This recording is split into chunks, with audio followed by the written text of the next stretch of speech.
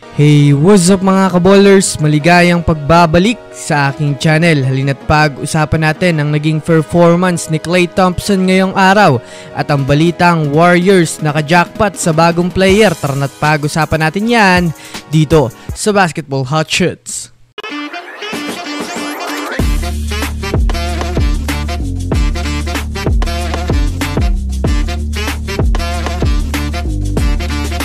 Una nga muna tayong dumako mga kaballers sa naging performance ni Klay Thompson. Bago pa man nga po mga kaballers magsimula ang laban ng Clippers kontra sa kupunan ng Dallas Mavericks ay masasabi nga natin maraming fans ang nakasubaybay kahit nga po mga kaballers hindi makakapaglaro ang ilan sa mga superstar ng magkabila ang kupunan. Sa parte nga ng Clippers ay pahinga pa rin si Kawhi Leonard habang sa parte naman ng Mavericks ay out nga po sina Kyrie Irving at Luka Doncic.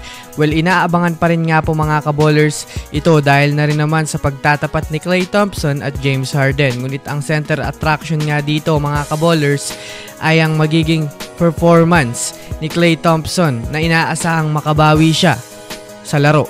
Pero kabaliktaran nga mga kaballers ang nangyari matapos maging maalat ang performance ni Klay at worst nga po mga kaballers, hindi nga siya nakapagtala ng punto sa buong laro at 0 out of 9 sa field goals. Sa nangyari nga na yun mga kaballers ay masasabi nating hindi nga ito maganda para sa kanya dahil marami na rin naman nga pong mga fans ang nag-e-expect at nadismaya lang nga ito mga kaballers. Bukod pa dyan, natalo pa nga po mga kaballers ang Mavericks sa score na 96-110 na siya namang ikinabagsak nila sa standings na 0-3 ngayong preseason. Samantala, dumako naman tayo mga kaballers sa balitang nakajackpot nga daw ang Warriors sa kanilang bagong player. Malamang sa malamang ilan sa mga fans ng Warriors ay alam na undefeated nga ang kanilang sinusuportahan na team ngayon. Yes mga kaballers, at sa kasalukuyan nga po ay number 1 na ang Warriors sa preseason rankings ng NBA. Kaya di natin maikakaila mga kaballers na marami na namang humahanga ngayon sa kupunan ng GSW. Kung susumadahin nga natin, hindi nga ito magagawa ng Warriors kung di dahil sa kanilang mga bagong player na masasabi nating napakalaki ng naidadalang impact sa kanila pagdating sa opensa.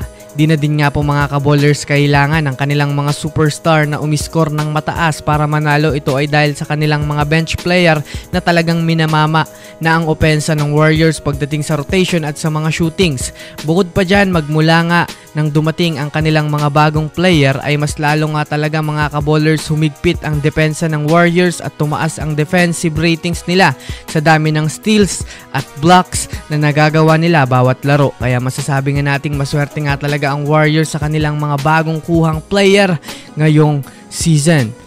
So yun lamang mga kaballers, yan lang naman ang pag-uusapan natin ngayon. Pindutin na ang subscribe and hit nyo na rin ang notification bell para sa mga susunod na updates sa mundo ng basketball. Again, this is Basketball Hot Shots.